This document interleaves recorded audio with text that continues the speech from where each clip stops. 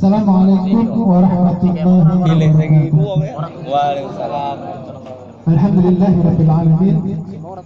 Assalatu wassalamu ala asyrafil anbiya'i wal mursalin sayyidina wa maulana Muhammadin wa ala alihi wa ashabihi ajma'in, amma ba'du. Pertama-tama marilah sama-sama kita memanjatkan puji syukur kehadirat Allah Subhanahu wa taala, karena atas berkat rahmatnya lah, hidayahnya lah, sehingga kita masih diberikan keimanan, kesehatan, dan tentunya juga kesempatan sehingga kita bisa hadir di rumah Bapak Supriyono. Salam serta salam mari sama-sama kita aturkan kepada junjungan kita Nabi besar Muhammad sallallahu alaihi wasallam. Semoga keikhlasan kita untuk hadir di sini, kelak kita dan keluarga kita akan mendapatkan syafaat dari baginda Rasulullah di yaumil akhir nanti. Amin amin ya rabbal alamin. Bapak-bapak yang dirahmati Allah Subhanahu wa taala, di sini saya mewakili sahibul hajat Bapak Supriyono sekeluarga ingin menyampaikan maksud dan tujuan kami mengundang bapak-bapak sekalian, bahwasanya Bapak Supriyono pada malam hari ini mengadakan walimatul aqiqah, yaitu sebuah bentuk rasa syukur kepada Allah atas rahmat, atas nikmat, atas amanah yang diberikan oleh Allah dengan memiliki seorang anak. Karena berapa banyak orang-orang yang diberi kelebihan harta oleh Allah tidak diberi amanah untuk memiliki anak. Berapa banyak orang-orang yang diberi kelebihan kedudukan, jabatan, akan tetapi Allah tidak memberi amanah keturunan. Berapa banyak orang-orang yang diberi kelebihan ilmu, baik itu ilmu agama, ilmu sains, bahkan seorang ilmu medis pun Allah tidak memberikan amanah untuk mempunyai keturunan. Dan ini patut disyukuri, karena ini adalah sebuah nikmat. Tapi ingat, di balik kenikmatan itu juga ada ujian. Seperti yang kita tahu, ketika ada seseorang oleh Allah Subhanahu wa taala sudah menikah setahun, 2 tahun, 10 tahun, 20 tahun, atau mungkin berpuluh tahun tidak diberi anak, tidak diberi keturunan, itu tentu ujian dari Allah. Tidak diberi anak adalah ujian dari Allah. Tapi sesungguhnya diberi anak juga ujian dari Allah. Tidak diberi keturunan ujian yang berat dari Allah, diberi anak juga ujian yang tidak ringan dari Allah. Bahkan seorang kekasih Allah, nabi-nabi Allah, banyak yang diberi ujian dengan lama untuk mempunyai keturunan. Banyak dikisahkan dalam Al-Quran. Nabi Zakaria yang terkenal dalam doanya di Al-Quran itu disebutkan, Nabi Zakaria pagi, siang, sore, malam selama berpuluh-puluh tahun berdoa kepada Allah, Rabbi la tadharni fardan innaka khairul warithin. Apa doa Nabi Zakaria? Doa sekaligus keluhan Nabi Zakaria. Rabbi, Tuhan kami, la tadharni, jangan biarkan aku, kata Nabi Zakaria, fardan, dalam kesendirian, maksudnya tidak mempunyai keturunan. Innaka khairul warisin, sesungguhnya engkau ya Allah sebaik-baik pemberi waris. Dan itu didoakan oleh Zakaria kepada Allah Subhanahu wa taala pagi, siang, sore, malam selama berpuluh-puluh tahun. Akhirnya oleh Allah Subhanahu wa taala turunlah sebuah wahyu, ya Zakaria, inna nubasyiruka bihulamin ismuhu Yahya walam naj'al lahu min qabli samiyya. Maka turunlah wahai Allah, ya Zakaria, wahai Zakaria, kata Allah, inna nubasyiruka, sesungguhnya aku beri kabar gembira kepada engkau Zakaria, lihulamin, dengan kelahiran seorang anak, ismuhu, namanya ya Yahya. Jadi sebelum lahir itu sudah diberi nama oleh Allah, namanya Yahya. Walam naj'al lahu min qabli samiyya. Yang aku, kata Allah, tidak pernah menciptakan seperti dia yang serupa dengan dia. Min qabli samiyya. Sebelum-sebelumnya aku tidak pernah menciptakan orang seperti Yahya ini, kata Allah. Jadi Nabi Zakaria ini, Pak, itu dikisahkan itu hidup pada waktu Palestina dikuasai bangsa Romawi. Jadi waktu itu Nabi Zakaria sangat amat bersedih, gelisah ketika tidak diberi keturunan, takut tidak ada yang menjaga kitab Tauratnya Nabi Musa untuk mengesahkan Allah. Jadi khawatir ketika dia meninggal sedangkan dia tidak mempunyai keturunan, maka kitab Taurat akan dilenyapkan oleh Bani Israel. Maka kemudianlah diutuslah dengan diberi anak yang namanya Yahya. Dikisahkan jadi waktu itu si penguasa Romawi di Palestina itu ingin menikah dengan keponakannya sendiri.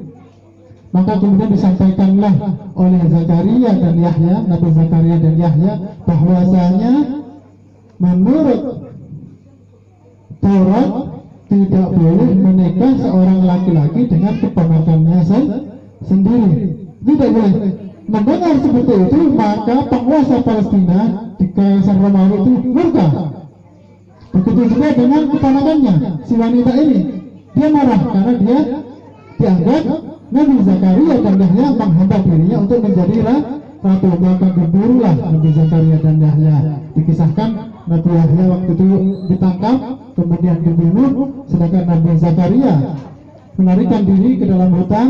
Mungkin sering dulu kecil kita diberikan cerita nabi-nabi itu kan. Dia lari ke hutan, kemudian dikepung, kemudian Nabi Zakaria berdoa kepada Allah minta diselamatkan. Akhirnya Nabi Zakaria masuk ke dalam pohon, dan kemudian para tentara Romawi itu mencari Nabi Zakaria, tidak mendapatkannya. Yang didapati adalah pohon-pohon di hutan itu. Akhirnya dengan bisikan setan iblis ditumbangkanlah semua pohon-pohon di hutan itu, dan akhirnya wafatlah Nabi Zakaria dengan seiring dengan tumbangnya pohon tersebut. Itu Nabi Zakaria. Ada juga Nabi Ibrahim. Berapa puluh tahun Nabi Ibrahim menikah tidak dikaruniai anak. Rabbi habli minas sholihin, kata Nabi Ibrahim dalam Al-Quran. Rabbi habli minas sholihin, ya Allah Tuhan kami. Rabbi habli anugerahilah kami anak minas sholihin, yang soleh. Itu terus didoa oleh Nabi Ibrahim kepada Allah. Kemudian dikisahkan bahwasanya Nabi Ibrahim mendapatkan anak itu setelah umur 86 tahun, ketika Nabi Ibrahim menikah dengan Siti Hajar. Siti Hajar ini adalah seorang budak yang dimana pernikahan Nabi Ibrahim dengan Siti Hajar adalah karena disuruh oleh Siti Sarah. Disuruh oleh Siti Sarah. Jadi Nabi Ibrahim poligami ini yang memilihkan, yang menyuruh adalah Siti Sarah. Nah, Siti Hajar ini adalah seorang budak pemberian Raja Mesir waktu itu.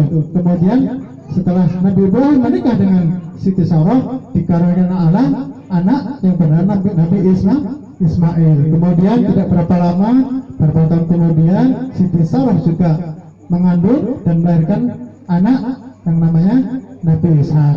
Dan kemudian diabadikanlah dalam Al-Quran doa Nabi Ibrahim, Rabbana hablana min azwajina wa dzurriyyatina qurrata a'yun waj'alna lil muttaqina imama. Dan juga disyariatkan, dicontohkan oleh Nabi Muhammad agar kita untuk meniru doanya Nabi Ibrahim. Rabbana hablana, Tuhan kami, hablana, berilah kami, wa azwajina, dan istri-istri kami, wa dzurriyyatina, dan anak-anak kami,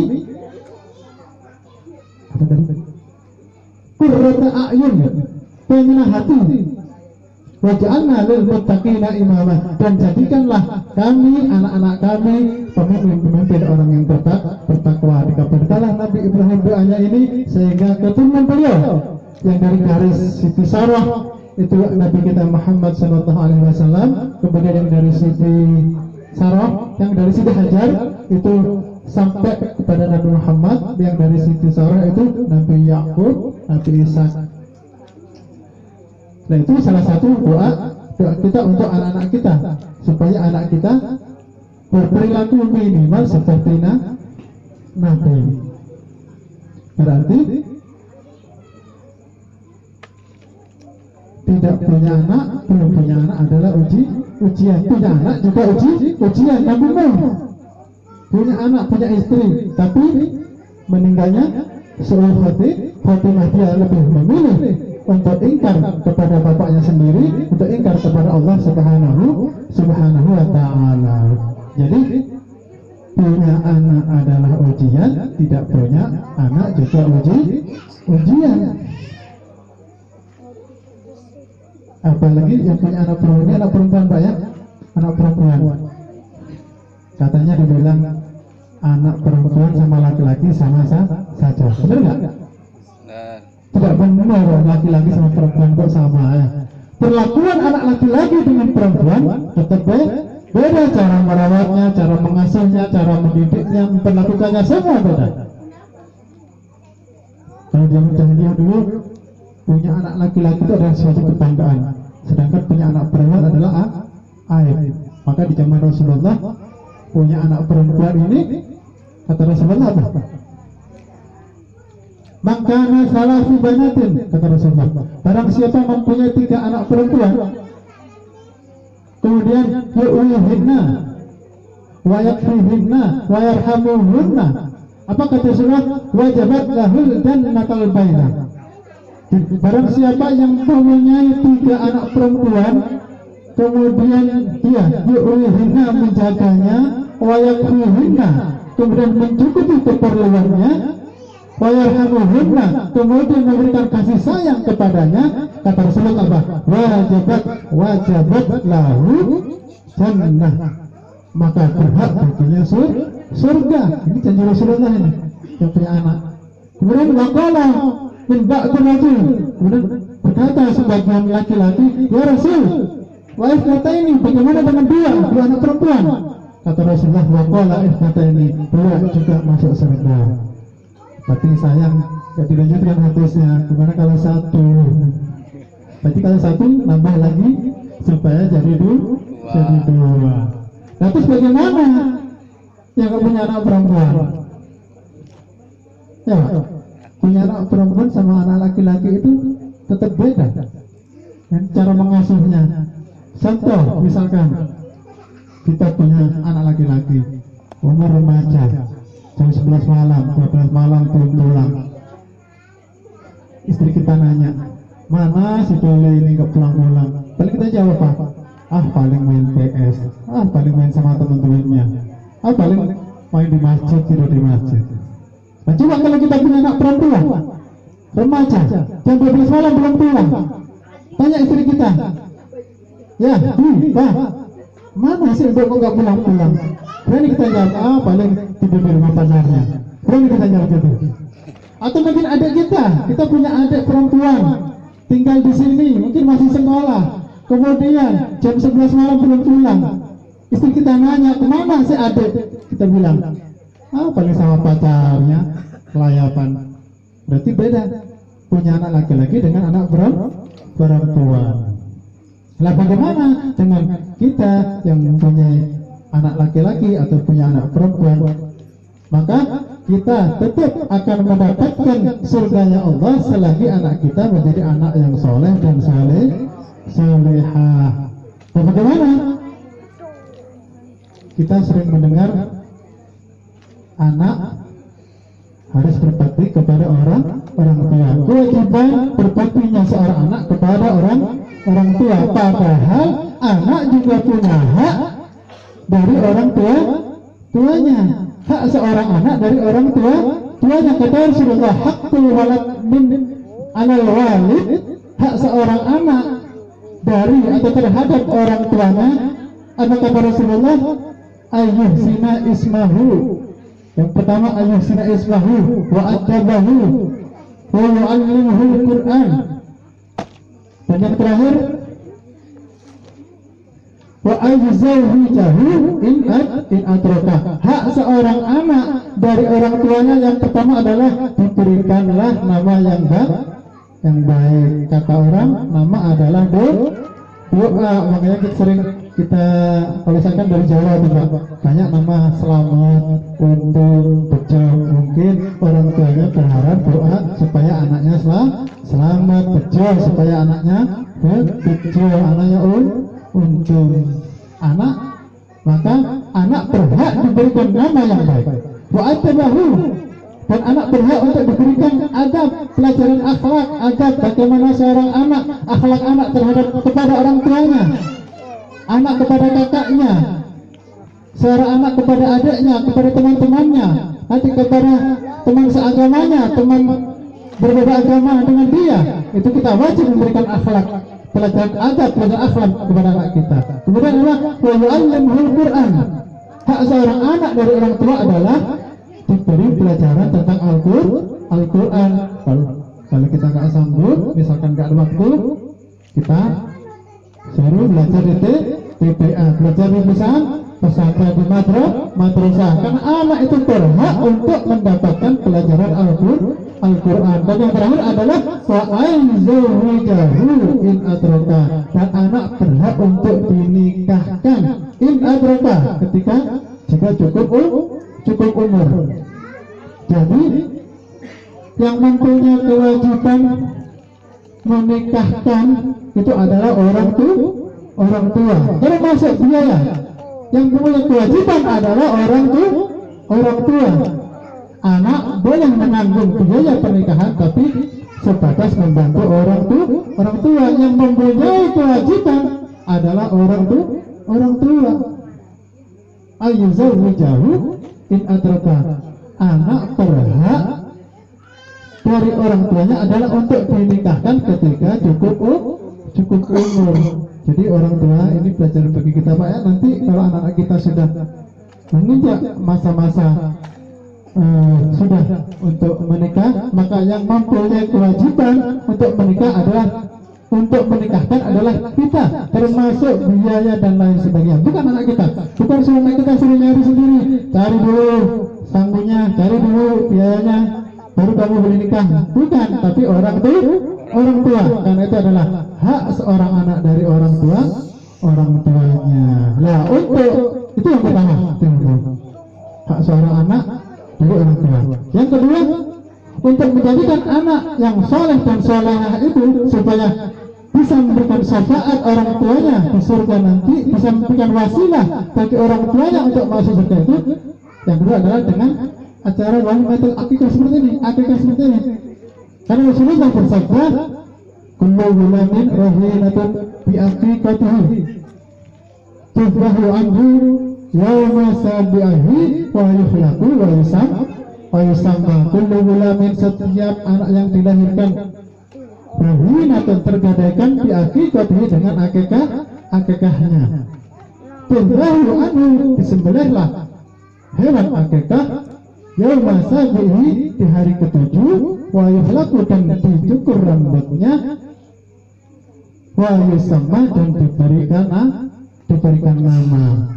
Jadi setiap bayi yang dilahirkan itu rahinatun fi akikatihi, tergadai oleh akikahnya.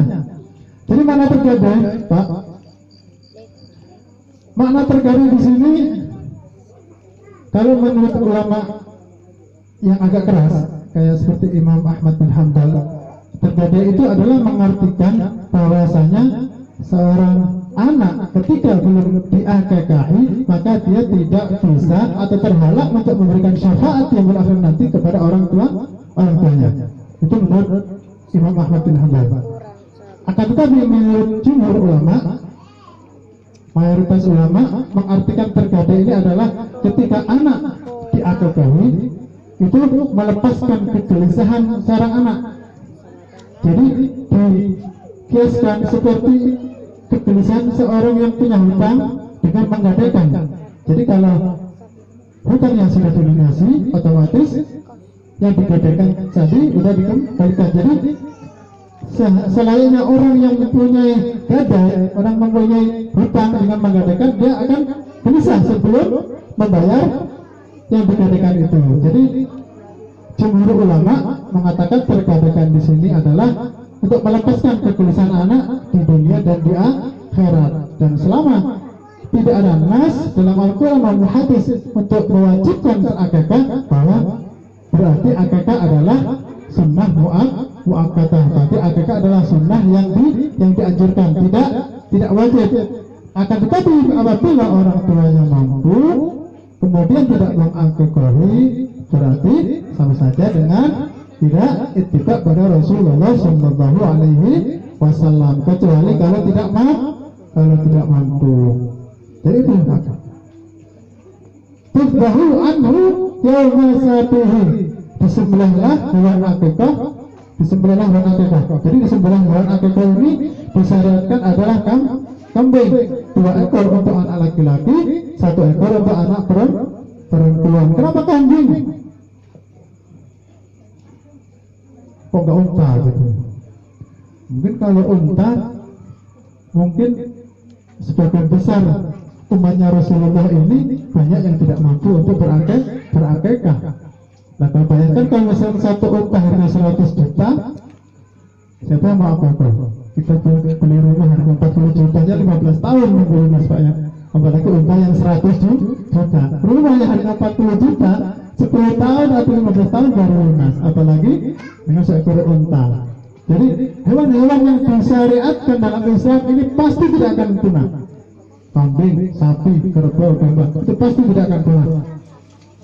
Allah menjamin justru hewan-hewan yang tidak disyariatkan dalam Islam itu bisa punah. Contoh, harimau, singa, apalagi singa edan itu bisa punah. Padahal tidak ada yang menyembelih. Ini suatu saat pasti punah. Sudah banyak kan kayak harimau Sumatera dan punah dan lain-lain. Maka yakin hewan yang disyariatkan dalam Islam itu pasti tidak akan punah karena dijaga oleh Allah Subhanahu wa Ta'ala. Apalagi tadbahu anhu yauma sabihi, di hari ke-7. Di hari ke-7 ini para ulama juga membolehkan bisa kelipatannya hari ke-14, hari ke-21, bulan 8, 41 dan seterusnya, atau kapan dia mampu orang tua yang untuk mengakikah anak. Tidak disyaratkan harus hari ke ini, boleh selagi dia kapan dia mampu. Tadbahu anhu yauma sabihi wa yuhlaqu, kemudian dicukur rambutnya, dipotong rambutnya, kemudian potongannya, rambut yang dipotong ini kemudian ditimbang, yang beratnya nanti beratnya itu disamakan dengan beratnya emas atau perak dengan harga emas. Misalkan rambut yang dipotong itu beratnya 1 gram, berarti emas 1 gram itu misalkan 500.000, maka dia dianjurkan untuk bersedekah senilai dengan 500.000 tadi. Kemudian wa yusamma, dan diberikan nama. Seperti malam ini diberikan nama Aira Khanza Sabira. Ini termasuk nama sebuah nama doa Pak ya. Ini Aira ini perempuan yang berhasil, Khanza itu perempuan yang baik, perempuan ya. Aira itu berhasil, Khanza perempuan, Sabira itu sabar. Berarti mungkin Bapak Sutriyono ini mendoakan supaya anaknya menjadi seorang perempuan, seorang wanita yang berhasil di dunia dan akhirat dengan penuh kesabaran. Amin amin ya rabbal alamin. Mungkin tidak banyak yang bisa saya sampaikan. Mohon maaf atas segala kekurangan. Kurangnya dari saya pribadi, ada benarnya dari Allah Subhanahu wa Ta'ala. Semoga kita bisa mengambil manfaat dari yang disampaikan tadi. Wallahul muwaffiq ila aqwamit thariq. Assalamualaikum warahmatullahi wabarakatuh. Waalaikumsalam.